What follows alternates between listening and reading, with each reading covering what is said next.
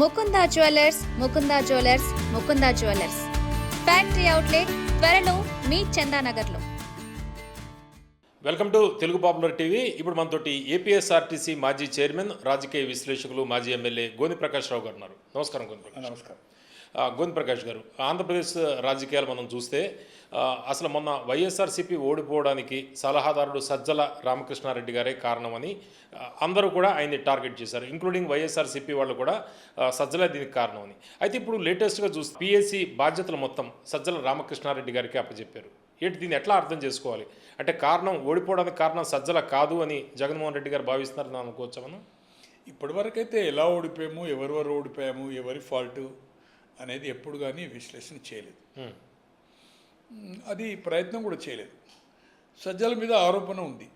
Even నా వ్యక్తిగత అభిప్రాయం కూడా ఏదైతుందో ట్యాకిల్ ఆఫ్. ఇప్పుడు జగన్మోహన్ రెడ్డి గారు ఇంటర్వ్యూస్ ఇస్తుండా ఇవ్వలేదా సమస్యలను ఇతను కూడా ఏదైతుందో ఒక సామరస్యంగా, ఇతని పరిధి ఎక్కడ, ఎడ్యుకేటెడ్, ఒక జర్నలిస్ట్గా పనిచేసిండు, కానీ అన్ని department, family affair, party affair, మంత్రుల పోర్ట్ఫోలియో కాడ నుంచి, లా అండ్ ఆర్డర్ కాడ నుంచి ఎవ్రీ కానీ అడ్వైజర్ ఈ దేశంలో చాలామంది ముఖ్యమంత్రులకు ఉన్నారు. దేవరాజర్స్ కాలం నుంచి సచ్చిదానంద అని రాజ్యసభ మెంబర్ ఉండి, అట్లే కేవీపీ గారు ఎప్పుడు వాళ్ళు ప్రెస్కు పోయే వాళ్ళు కాదు. ఏ అడ్వైజర్స్ ఎక్కడ ఏదైతుందో దే విల్ నాట్. ఇందిరాగాంధీ హయాం నుంచి ఉన్నారు, రాజీవ్ గాంధీ గారికి ఉన్నారు. సో ఇదొక వింత పద్ధతి. అలాగని ఇంకో కిరణ్ గారి నుండి వారు అపాయింట్మెంట్ ఇవ్వరు, ఎమ్మెల్యేలే ఆరోపణ చేసింది. ఇప్పుడు వాళ్ళ పార్టీలో ఉన్నారు, మంత్రులు చేసిన వాళ్ళే మాకు మార్నింగ్ టు ఈవినింగ్ వరకు వెడి చేసినది. మనం అనిల్ ఆరోపణ చూసాము, శ్రీధర్ రెడ్డి బయటకు వచ్చే ముందు చూసాము, ఇప్పటికీ జక్కంపూడి రాజా ఆ పార్టీలో ఉన్నాడు చూసాం మనం. ఆరోపణ ఒక్కరు కాదు, పలువురు. మరి ఎందుకు చేశాడా, ఏం సంగతి ఒకటి వ్యక్తిగతంగా నేను కూడా జగన్మోహన్ రెడ్డి గారితో, అతను రాజశేఖర రెడ్డి గారు చనిపోయిన తర్వాత పార్టీ పెట్టే వరకు 2013 జూలై 27 వరకు తనతో నేను కలిసి ఉన్నాను. 3 సంవత్సరాలు పార్టీలో కూడా చేరాను, పార్టీ యాక్టివిటీస్లో ఉన్నాను. ఎందుకో సజ్జల అంటే ఒక వీక్నెస్ ఎక్కడో ఉంది అతనికి. అందుకోసమే మళ్ళీ ఏదైతుందో ఇప్పుడు పొలిటికల్ అఫేర్స్ నిన్నేదో బ్రీఫ్ కూడా ఏదైతే ఇచ్చినట్టు చిన్న స్లిప్ చూశాను, ఏదో బయటకు వచ్చేది. ఏంటి వీక్నెస్ ఏంటి? ఏదో సంథింగ్ వాళ్ళిద్దరిలో ఏదో ఉంది. అంటే మీరు కేవీపీ గారి పేరు ఎత్తారు కాబట్టి వాళ్ళ బ్రదర్ ఏదైతుందో గాలి జనార్దన్ రెడ్డి లింకప్లో ఉండే, ఆ గాలి జనార్దన్ రెడ్డి బ్రాహ్మణి స్టైల్స్ దాంట్లో ఏదో లావాదేవీలు సంథింగ్ ఎక్కడో వీక్నెస్ ఉంది. అంటే మీరు అతను పొలిటికల్ మేనేజ్, నాకు అతను శత్రువు కాదు, నేను రాజకీయాల్లో లేను. ఈజ్ అన్ఫిట్ టు లైజన్ చేయలేడు, అతను కాంబినేషన్ చేయలేడు, అసంతృప్తితో దాన్ని కంట్రోల్ చేసే కెపాసిటీ లేదు. బాడీ లాంగ్వేజ్, బిహేవియర్ కూడా ఏదైతుందో చాలా అరగెంట్గా ఉంటుంది. దాంట్లో ఏమాత్రం అనుమానం లేదు. 100కి ఏ ఒక్కరు కూడా ఎవరికైనా మంత్రి పదవి ఏదైనా లాభి చేసి ఆయన రికమెండేషన్ వల్ల దొరికిందేమో తప్పితే ఎందుకు నచ్చుతుందో జగన్మోహన్ రెడ్డి గారికి నాకు తెలియదు. కానీ బట్ చాలా మంత్రులతో కానీ, హేమాహేమీలు సీనియర్లతో కానీ అతని ప్రవర్తన ఏదైతుందో, అతని బాడీ లాంగ్వేజ్, ఫేస్ ఏదైతుందో. గతంలో వైఎస్ గారి దగ్గర కేవీపీ గారు ఉండేవాళ్ళు కదా, ఒక్క ప్రెస్ మీట్స్ మినహాయించి A to Z మొత్తం చక్రం తిప్పింది ఆయనే కదా. ఇప్పుడు అలాగే మరి సజ్జల రామకృష్ణారెడ్డి గారిని మనం ఎట్లా తప్పు పట్టచ్చు? నేను ప్రెస్కు రావడం వేరు, ఇవన్నీ చూసుకునడం వేరు. అవన్నీ బాధ్యత తప్పే ఏదన్నా బాధ్యత. ప్రెస్ రావడం అనేది అదొకటి తప్పు, అదొకటి అనేది ఒక రాజ్యాంగంలో ఒక మంత్రి ఏదైతుందో, మంత్రి చెప్పేది నువ్వు ఎట్లా చెప్తావండి? రైట్, ఓకే, ఎట్లా చెప్తావండి? సో నేను అనేది ఏంటంటే అతను అడ్వైజర్గా ఉండి అన్ని దాంట్లో ఏదైతుందో సహాయ సహకారాలు ఇవ్వచ్చు, సలహాలు ఇవ్వచ్చు. ఈవెన్ మంత్రులతో కూడా మంత్రులు పోయి కలవచ్చు. అది private affair with in the room. But public point of వ్యూలో ఒక రాజ్యాంగము దానికి ఒక పరిధి, ఒక గవర్నరు, రాష్ట్రపతి, ప్రమాణము, ఫైల్, ఇవన్నీ ఉంటాయి. ఈ ఇష్యూస్ మాట్లాడడం అనేది అవుతుందో ఎక్కడ జరగలే ఈ దేశంలో ఇప్పటి వరకు, జాతీయ స్థాయిలో కానీ రాష్ట్ర స్థాయిలో కానీ ఎక్కడ జరగలేదు.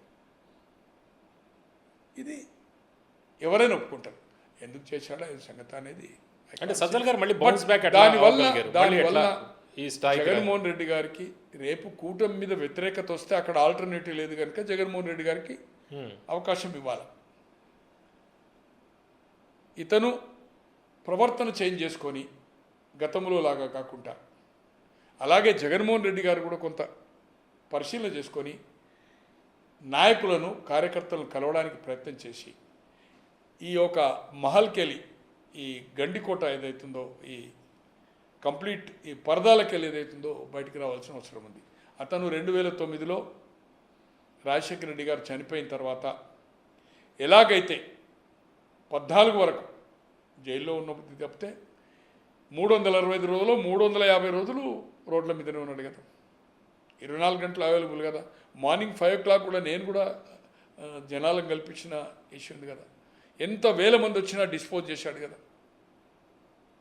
అలాగే ఏదైతుందో 14 నుంచి మళ్ళీ 19 వరకు ప్రతిపక్ష నాయకులు కూడా ప్రజల్లో ఉన్నాడు కదా. ముఖ్యమంత్రి అయినాకనే వచ్చింది కదా.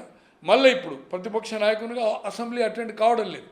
లేదా అంటే మళ్ళీ ఏదైనా యాక్టివిటీ చేస్తుందంటే అది లేదు. బెంగళూరు మకా ఏదో గుంటూరు మిర్చి అనుకోండి, మొన్న ఏదో అనంతపూర్, ఒక 3-4 ఇన్సిడెంట్సే తప్పితే ఏదైతుందో అతను ప్రతిపక్ష హోదా సరిగా ప్రజలు ఇచ్చిన దాన్ని ఏదైతుందో ఎలాగైతే గతంలో 14 నుంచి 19 చేశాడో. ప్రతిపక్ష హోదా లేదంటున్నారు కదా.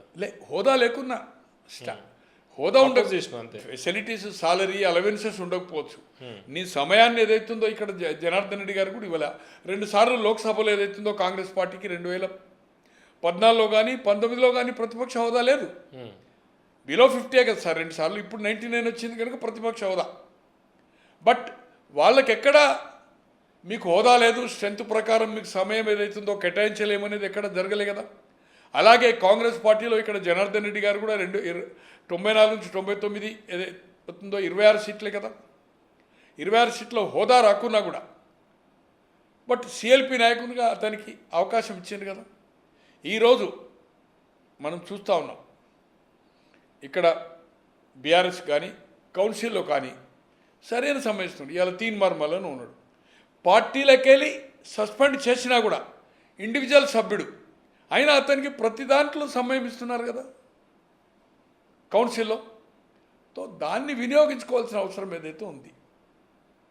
దాన్ని లేకుండా నాకు హోదా రావాలంటే అంటే టైమే సరిగ్గా ఇవ్వట్లేదు. మిగిలిన ఎమ్మెల్యేలు ఎలాగో అలాగే ఈయన కూడా ఇప్పుడు జగన్మోహన్ రెడ్డి గారు అంతే కదా. But is a group leader. అక్కడ ప్రతిపక్షమే లేదు. 164 కూటమి, 11 వీళ్ళు, ఇంకొకరికి అవకాశం లేదు కదా. ఇంకేం మాట్లాడతారు అసెంబ్లీకి వెళ్ళి? అంతే కదా. ఇప్పుడు ఏది మాట్లాడాలన్నా వీళ్ళను కాన్ఫిడెన్షియల్ తీసుకోవాలి కదా. హౌస్ ఎన్రోల్ నడవాలా, ఇన్ఫర్మేషన్ కమిషనర్ ఏదైతుందో అపాయింట్ చేయాలా, లేదా డీజీపీ ఏదో ప్యానెల్ పంపాలా. ఇటువంటి వాటికి ఏదైతుందో రాజ్యాంగ పరంగా వచ్చింది. హోదా ఉంటేనే పిలవాలని లేదు కదా. ఖచ్చితంగా తీసుకోవాలి. అలాగే ఏదైతుందో అనుబంధ ప్రశ్నలు కానీ అపోజిషన్ లీడర్గా ఏదైతుందో రికగ్నైజ్ లేకపోవచ్చు. రికగ్నైజ్ అంటే ఏంటంటే సార్, కారు, అలవెన్సులు, పిఏలు, పిఎస్లు ఇవి తప్పితే ఇంకేమి లేవు. క్యాబినెట్ ర్యాంక్ ఉంటుంది జనరల్గా ఇస్తున్నారు. గతంలో లేకుండే, 67 కంటే ముందు లేకుండే, అది కూడా లేకుండే. ఇది కల్పిస్తున్నారు. అటువంటిది ఏదైతుందో లేకుండా అతనికి ఖచ్చితంగా హౌజులో సమయం ఖచ్చితంగా ఇవ్వవలసిన అవసరం ఉండే. ఎందుకంటే వాళ్ళు 64-11 ఇంకోరు వాళ్ళంతా పాలకపక్షమే కదా. హౌజ్ నడవాలంటే ప్రతిపక్షానికి ఏదైతుందో ఖచ్చితంగా హోదా ఉన్నా లేకున్నా సమయం ఇవ్వవలసిందే. అంటే మీరు వైఎస్ గారి కుటుంబానికి మీరు బాగా దగ్గరగా ఉండేవాళ్ళు, సన్నిహితులు. అయితే ఇప్పుడు జగన్మోహన్ రెడ్డి గారి విషయంలో మీ అభిప్రాయాలు ఎలా ఉన్నా కూడా ఇప్పుడు వీళ్ళకి ఇచ్చే సలహా ఏంటి? జగన్మోహన్ రెడ్డి గారు ఏ పందాలో వెళితే మళ్ళీ తిరిగి పునర్వైభవం వచ్చాను? హౌజ్ అటెండ్ కావాలా? అతను ఇచ్చిన హామీలు ఏదైతుందో ప్రెస్ కాన్ఫరెన్స్ పెట్టి చెప్పడం కాదు. ప్రజా ఉద్యమాలు ఇక్కడైతే ఎట్లాగైతే బీఆర్ఎస్ చేస్తుందో, బీజేపీ అయితే చేస్తుందో, ఆయన ఇచ్చిన హామీలు నిజంగానే నెరవేరుస్తలేరు. మీరు ఇచ్చినవి కంటిన్యూ చేయాలని లేదు. ఇప్పుడు ఈ ప్రభుత్వం వచ్చింది కదా, ఈ ప్రభుత్వం ఛాయిస్. కానీ చంద్రబాబు గారు కూటమి ఇచ్చిన హామీలు ఏదైతుందో అమలు చేయనప్పుడు ప్రజల పక్షాన పోరాటం చేయవలసిన అవసరం ఉంది. లా అండ్ ఆర్డర్ ఫెయిల్ అయిందా? కరప్షన్ ఉందా? మిస్యూజ్ ఆఫ్ పవర్ చేస్తుండ్రా? మేము గతంలో అలా చేయలేదనేది you can fight in the house. అంటే నిత్యం ప్రజలు ఏదైతుందో ఇష్యూస్ మీద పోరాటం చేయాలి. ఇప్పుడు ఏపీలో సూపర్ 6 అమలు చేయడం కూడా కష్టము అనేది చెబుతున్నారు. ఎందుకంటే జగన్మోహన్ రెడ్డి గారి టైంలో చాలా అప్పుల పాలైపోయింది రాష్ట్రం అనేది చెబుతున్నారు కదా. ఇప్పుడు కొత్త స్కీములు తీసుకొస్తున్నారు సార్ ఎట్లా? ఇక్కడ అక్కడ ఇచ్చిన హామీలు ఇక్కడ అనుభవజ్ఞులే కూర్చున్నారు. 7 లక్షలు అప్పయిందని చెప్పారు. అక్కడ రాష్ట్రం దివాలా తీసిందని చంద్రబాబు చెప్పారు. మళ్ళీ అక్కడ ఇక్కడ ఉన్న వాటికంటే ఇంకెక్కువ హామీలు ఇచ్చారు. తెలంగాణ సాధ్యం కాదని తెలుసు, కానీ అధికారం రావాలి కనుక హామీలు ఇచ్చారు. ఇప్పుడు ఇద్దరు ఇక్కడ అక్కడ ఆ ముఖ్యమంత్రి గారి అప్పులు ఉన్నాయి, మేము ఇంత అనుకోలేదు అంత డిఫరెంట్. అంటే ఎన్నికలు చాలా టైం ఉంది, కానీ అప్పటికి ఎలా ఉంటుంది దీని ప్రభావం? ఒకటండి, సంక్షేమము పథకాలతోటే రిజల్ట్ రాదు. Overall price rise, law and order అండ్ కుల సమీకరణలు రాజకీయాల్లో జరుగుతున్నాయి కనుక ఇక్కడక్కడ పొత్తులు, ఇక్కడ కుటుంబాల పొత్తులు, లుకలుకలు, పార్టీలో ఇన్ఫైటింగ్స్, జిల్లాలో గ్రూపులు, కాన్స్టిట్యున్సీలో ఇవన్నీ కౌంట్ అవుతాయి.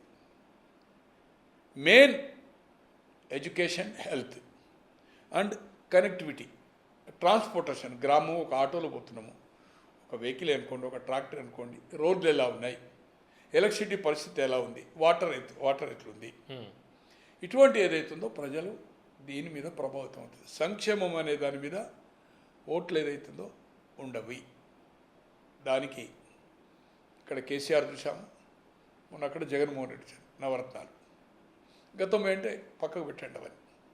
సో ఇవన్నీ కావు. ఈరోజు మోడీ గారి ప్రభుత్వం 3సారి ఎన్నికైంది. మీరు చెప్పండి నేషనల్ లెవెల్లో, ఏదో స్టార్టింగ్లో బ్లాక్ మనీ చేస్తాం, ప్రతి బ్యాంక్ అకౌంట్లో 15,000 పడతాయి అన్న తప్పితే ఏవైనా ఉచిత హామీలు ఇచ్చారండి కేంద్రం? 3సారి అధికారం వచ్చింది. స్కాండల్స్ లేకుండా, కరప్షన్ లేకుండా, కంట్రీలో ఏదైతుందో పీస్ఫుల్ చేసుకుంటూ అక్కడ కూడా మితిమీరిన అప్పులు అవుతున్నాయి. సో మూడోసారి ఎన్నికైంది. కాంగ్రెస్ అయితే 2 సార్లు ప్రతిపక్ష హోదా కూడా రాలేదు. ఇప్పుడు 99 క్రాస్ కాలేదు, 543కు. సో 3 రాష్ట్రాలు మిగిలింది. ఒకటి కర్ణాటక, ఇక్కడ ఏమొచ్చింది ఇండివిజువల్గా, జార్ఖండ్, తమిళనాడు కంబైన్డ్ గవర్నమెంట్స్. తో కాంగ్రెస్ ఏ విధంగా దిగజారిందనేది మనం చూస్తున్నాం. త్రిపుర అటువంటి కాడ సిపిఎంను, బెంగాల్ అటువంటి కాడ పోటాపోటీగా ఏదైతుందో రావడం జరిగింది అక్కడ. అంటే ఏపీలో వైఎస్ఆర్సీపీలో ఉన్న నాయకులు ఎవరైతే ఉన్నారో, ముఖ్య నాయకులు, వాళ్ళు ఎన్నికల దాకా ఉండే అవకాశం ఉందా, లేకపోతే టీడీపీకి జంప్ అయ్యే? ఇప్పుడు నేను అనుకుంటున్న 6 ఎమ్మెల్సీలు పెండింగ్ ఉంది. కౌన్సిల్ చైర్మన్ వైఎస్ఆర్పీ పార్టీ వాడు కనుక ఆమోదించడం లేదు. పొలిటికల్ ప్రెషర్ తోటి రాజీనామా ఇచ్చారు 6 ఎమ్మెల్సీలు. 11లో 4 రాజ్యసభ ఇచ్చారు. పవర్ఫుల్ లీడర్స్ మోపినేని కానీ కృష్ణాయని తీసుకుపోయి ఇచ్చాడు. బీరమా నెల్లూరు అతను, విజయసాయిరెడ్డి అయితే రాజకీయాల్లో విరమించుకున్నాడు. బాలినేరు గారు ఇస్ అ పవర్ఫుల్ గై. ఇప్పుడు సిద్ధరాఘవరావు గారు ఇంకా డోర్స్ ఓపెన్ చేస్తే వరదలకు వచ్చే పరిస్థితి కనిపిస్తుంది. ఈరోజు వెస్ట్ గోదావరిలో ఆళ్ళ నాని 99 చెనకైతాడు వాళ్ళ రాజశేఖర రెడ్డి కలిసి కాపు నాయకుడు, డిప్యూటీ చీఫ్ మినిస్టర్. జగ్గయ్యపేట గారు, ఉదయభాను గారు కాపు పవర్ఫుల్ లీడర్. ఎన్నికల ముందంటే పార్థసారథి గారు కానీ ఆనం గారు పోయారు, అక్కడ మంత్రులు కూడా అయ్యారు అనుకోండి ఇద్దరు. లేటెస్ట్గా అంటే నాకుండే వాళ్ళ సర్కిల్స్ నుంచి రాజ్మోహన్ రెడ్డి గారు కూడా ఆయనతో కలిసి ప్రయాణం చేసి లోక్సభ కూడా ఆయనతో పాటు ఇద్దరు కదా రాజు హరిబాబు చేలే వైజాగ్ చేసి ఉప ఎన్నికలు ఎన్నికాడు. సో అతను కూడా ఈజ్ అన్హ్యాపీ. ఈ పొలిటికల్ అఫేర్ ఏదో కమిటీ వేశాడు కదా, దాంట్లో ధర్మాన ప్రసాదరావు గారి, రాజమోహన్ రెడ్డి గారు కూడా లేరు. గతంలో కూడా నేను అనుకుంటున్నా వారు తెలుగుదేశంలో ఉంటే ఒకసారి తెలుగుదేశం ఎంపీ ఏదో పోటీ చేసి కూడా ఓడిపోయారు. తెలుగుదేశంతో మంచి సంబంధం, ఆయనే అజాత శత్రువు. అతను కూడా ఈజ్ అన్హ్యాపీ. తో చాలామంది ఏదైతుందో ఉన్నారు, కానీ డోర్స్ అక్కడ ఛాన్స్ లేదు. అంటే ఎవరున్నా లేకపోయినా వేసేది ఓటు జగన్మోహన్ రెడ్డి గారిని చూసి అనేది కదా వాళ్ళ అభిప్రాయం. నెగటివ్ వస్తే it is your fact, correct. ఈ కూటమి కనుక నెగటివ్ వస్తే ఒకటి లుకలుకలు, ఒకటి లా అండ్ ఆర్డర్, హామీలు పక్కకు పెట్టండి, సంక్షేమం ఇచ్చిన ఎవరు ఇవ్వకుండా పట్టించుకోరు. ఏదైతుందో హెల్త్, ఎడ్యుకేషన్, రోడ్స్, కనెక్టివిటీ ఇవన్నీ ఏదైతుందో నానా బీభత్సం అయిపోయినాయి. ఇవన్నీ చేస్తే ఏదైతుందో పోటీ ఏదైతుందో డిఫరెంట్గా ఉంటుంది. అంత ఆశామాషగా కమ్యూనిటీ బ్యాంక్, పవన్ కళ్యాణ్ గారి ఓటు బ్యాంక్ కానీ బీజేపీ ఇమేజ్ కానీ కలిసి వస్తుంది కనుక నేషనల్ లెవెల్ ఖచ్చితంగా ఏదైతుందో అంత తీసేయడానికి అవకాశమే ఉండదు. అంటే జనానికి కాపు ఓటు బ్యాంక్ నచ్చినా నచ్చకపోయినా జనసేన టీడీపీ కలిసి ఉంటే మళ్ళీ కలిసి ఉండడంలో ఓటు బ్యాంక్ అనేది కాపు అనేది మేజర్ షేర్, మోర్ దాన్ 75% ఏదైతుందో టీడీపీకి వస్తుంది. జనం నచ్చినా నచ్చకపోయినా వీళ్ళిద్దరు కలిస్తే వాళ్ళది అధికారం. కలిసి ఉంటే ఇవన్నీ ఉండాలా, ల్యాండ్ ఆర్డరు, ప్రైజ్ రేసు, ఎమ్మెల్యేల నియోజకవర్గాల్లో అవినీతి లేకుండా అధికారులను కంట్రోల్ చేసి గ్రామాలకు రోడ్డు, రాజధాని మీద కాన్సన్ట్రేషన్ చేస్తున్నారు. ఒకటి వైజాగ్ స్టీల్ ప్లాంట్ నడిచేది ఖాయం, రైల్వే జోన్ వైజాగ్ వచ్చింది. ఇతోతికంగా ఆ రోజు మంత్రివర్గంలో ఉన్న కంటే ఇప్పుడు ఈ రోజు నిధులు ఎక్కువ వస్తున్నాయి. అమరావతి కూడా ఎక్కువ ల్యాండ్ అక్వైర్ చేస్తున్నారు, ల్యాండ్ ఎక్వైర్ చేస్తున్నారు. ఈవెన్ ఎయిర్పోర్ట్ కూడా, ఇంటర్నేషనల్ ఎయిర్పోర్ట్ కూడా ఎత్తుందో ల్యాండ్ ఎక్వైర్ చేయడానికి కూడా అది ఉంది. దాంట్లో డ్యూ టు క్యాబినెట్ మినిస్టర్ వాళ్ళ అతనే ఉన్నాడు కనుక ఈరోజు వైజాగ్ దగ్గరది కూడా ఇంటర్నేషనల్ ఎయిర్పోర్ట్ అయిపోతుంది, తిరుపతి అయిపోతుంది, ఇదైపోతుంది. దీనివల్ల ఏదైతుందో డెఫినెట్ ఏదైతుందో అక్కడ ఉండే ల్యాండ్ కాస్ట్ కానీ ఇది కానీ తర్వాత టూరిజం పాయింట్ ఆఫ్ వ్యూలో కూడా అది పెరిగి ఏదైతుందో అసంతృప్తి లేదనుకోండి. ఇక్కడ లోకేష్ అనేది సన్ కుటుంబం ఇంటర్ఫేరెన్స్, దోపిడీ అనేది నాకు తెలిసినంత వరకు ఏదైతుందో ఓపెన్గా కమిషన్లు అనేది అవుతుందో గతంలో కూడా పరిపాలన చూశాం. బట్ సంవాట్ నేను ఏ ప్రాంతీయ పార్టీలు జాతీయ పార్టీల గురించి అడ్డగోలుగా ఏదైతుందో దోపిడీ అయితే జరగలేదు. రామారావు గారి హయాంలో కానీ తెలుగుదేశంలో, చంద్రబాబు గారి హయాంలో ఇష్టం ఉన్నట్టయితే దోపిడీ జరగలేదు. పారిశ్రామికవేత్తలు కొందరికి వాళ్ళకు అనుకున్న వాళ్ళకు బెనిఫిట్ చేశారు, వాళ్ళ వల్ల బెనిఫిట్ జరగవచ్చు.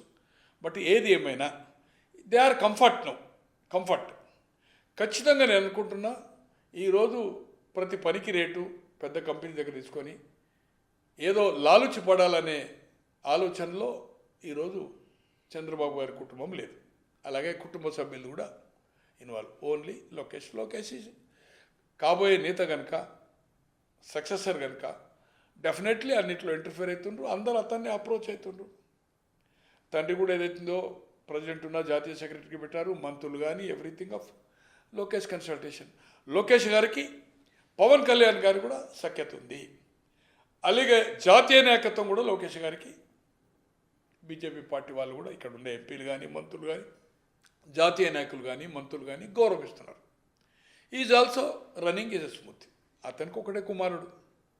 ఎలక్షన్స్ టైంకి పవన్ కళ్యాణ్ ప్లేట్ ఫిరాయిస్తే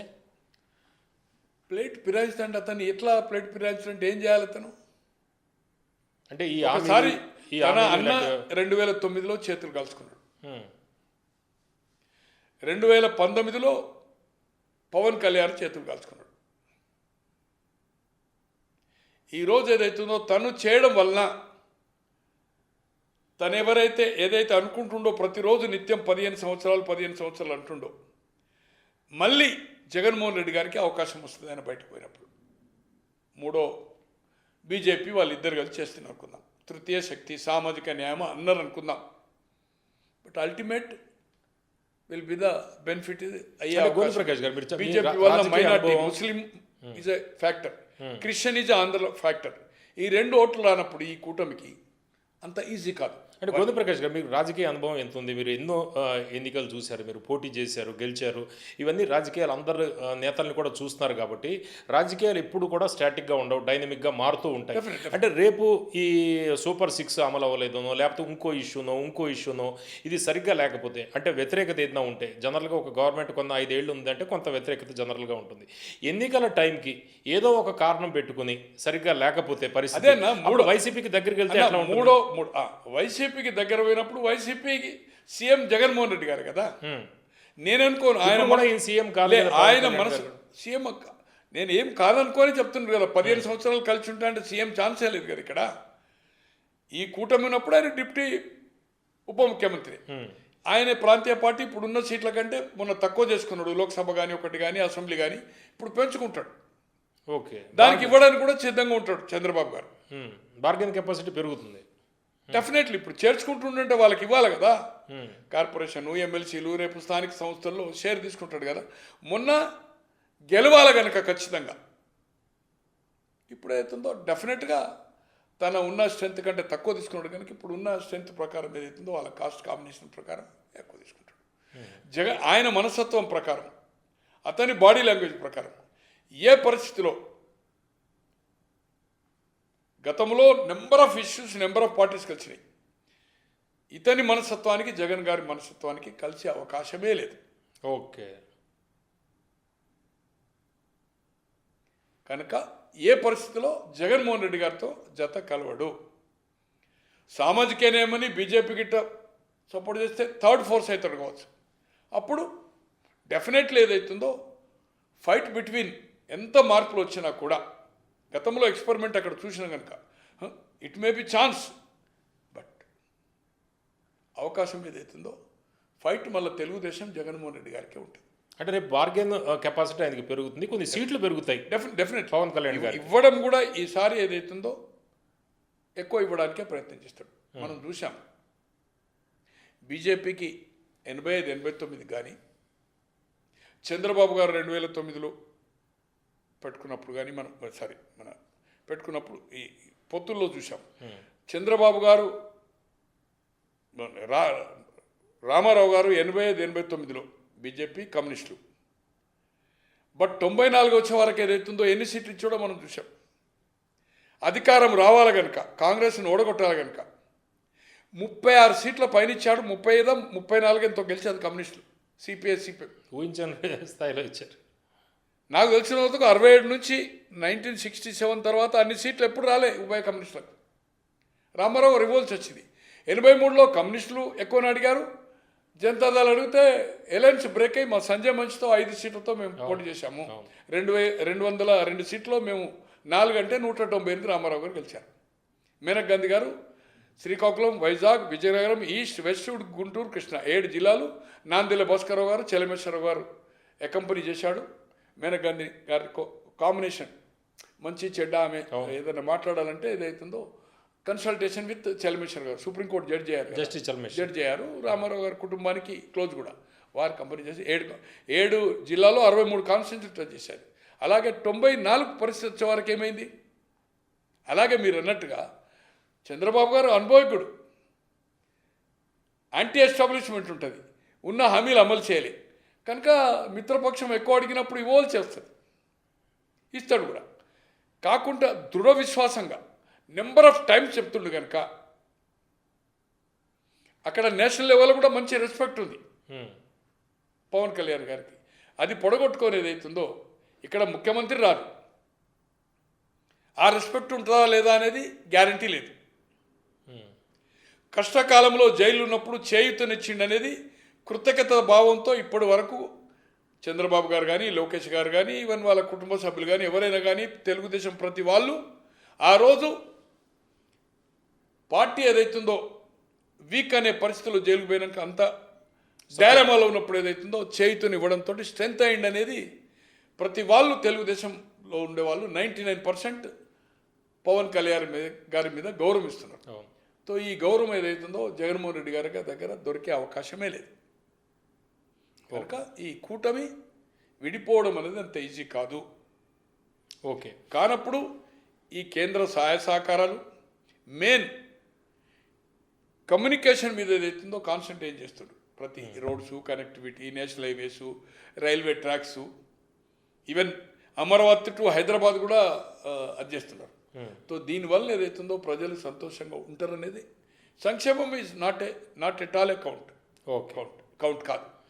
ఇప్పుడు అక్కడ ల్యాండ్ వాల్యూ పెరిగి కరెంట్ వచ్చి, నీళ్ళు వచ్చి, పంటలు పండినాక ఈ 2 రూపాయల కిలో బియ్యమా, లేకపోతే ఏదో సన్న బియ్యమా, దొడ్డు బియ్యమా, ఈ 1000 రూపాయల పెన్షన్ అనేది ఎవరు చూడరు. చేతిలో డబ్బులు ఉన్నప్పుడు అసలు ఇది ఎందుకు ఆలోచిస్తారు? పెన్షన్ వరకు చేస్తున్నారు అనుకోండి, వేరే హామీలు నెరవేరే అవకాశం లేదు. ఇట్ ఈస్ ఉద్యోగ అవకాశాలు కానీ ఇప్పుడు ఈ వాలంటీర్స్కి చెప్పాడు 5,000 కాదు 10,000 అన్నాడు 43,000 మంది ఎంత ఉండరు కదా వాలంటీర్లు లేదు. తీసేసాడు. దాంతో ఏమి జరిగేది లేదు. వాళ్ళతో నెగటివ్ వచ్చింది ఎవరికి మన జగన్మోహన్ రెడ్డి గారికి. కనుక కూటమికి అవకాశం ఉంది. కానీ కొంత సీనియర్ గారులను కూడా విస్మరించిండు జగన్మోహన్ రెడ్డి గారు. మళ్ళీ ఏదైతే అపవాదం ఉందో సరిగా లైసెన్స్ చేయలేదో వాళ్ళనే మళ్ళీ ఆటోమేటిక్గా ప్రతిదానికి మళ్ళీ సజ్జలనే డామినేట్ చేస్తాడు. పద్మనాభం గారి మీకు తెలుసు కదా, ఆయన ఎప్పుడు సలహాలు ఇవ్వాలి, ఎప్పుడు రావాలి ఊరికి వెళ్ళి కేలంపూడికి క్వశ్చనే లేదు. ఏదో గౌరవం ఇచ్చాడు కానీ మళ్ళీ వీళ్ళు అంతా సజ్జలనే నడిపిస్తాడు. కనుక సజ్జల గారికి మళ్ళా వైవి సుబ్బారెడ్డి గారు కూడా సఖ్యత లేదు. సజ్జల గారు అంటే రాజమోహన్ రెడ్డి గారికి గౌరవం లేదు, ధర్మానికి గౌరవం లేదు. ఉన్నోళ్ళు పోటీ చేసి ఓడిపోయిన వాళ్ళు కానీ మాజీ మంత్రులు కానీ ఆయన ఆ బాడీ లాంగ్వేజ్ చాలా భయంకరంగా ఉంటుంది. అందుకోసం అవుతుందో సజ్జల గారితో అతనికి లాభం జరుగుతుందని మాత్రం నేను అనుకోను. నష్టం ఎంత జరుగుతుందా, ఏమైనా మార్పు వస్తుందా, మార్పు చేయడానికి ప్రయత్నం ఆయన చేసుకుంటాడా, ఈయననే అతన్ని మార్పించడానికి చేస్తాడా అనేది ఏది ఏమైనా అల్టిమేట్ జగన్మోహన్ రెడ్డి. అక్కడ 1 to 100 జగన్మోహన్ రెడ్డి. జగన్మోహన్ రెడ్డి ప్రజల్లో మమేకమైనప్పుడు, కార్యకర్తలు మమేకమైనప్పుడు ఈ అడ్వైజర్ లేదు, కథ లేదు. ఇంకోటి ఏ అడ్వైజర్ మాట వినడండి ఆయన. ఇవన్నీ ఉత్తమాట. ఆయన ఏదనుకుంటే నేను ఆడింది ఆట, పాడిందే పాట. ఆయన నైజంలో చేంజ్ అయ్యే అవకాశమే లేదు. కనుక ఒకటే, గతంలో 2010 నుంచి 14 కానీ 14 నుంచి 19 ప్రతిపక్ష నాయకుడిగా ఎదగేలాగైతే ప్రజల్లో ఉన్నప్పుడు ఇక్కడ ఫెయిల్ అయినప్పుడు నెగటివ్ వచ్చినప్పుడు అల్టిమేట్ జగన్మోహన్ రెడ్డి గారికి లాభం జరిగే అవకాశం ఉంటుంది.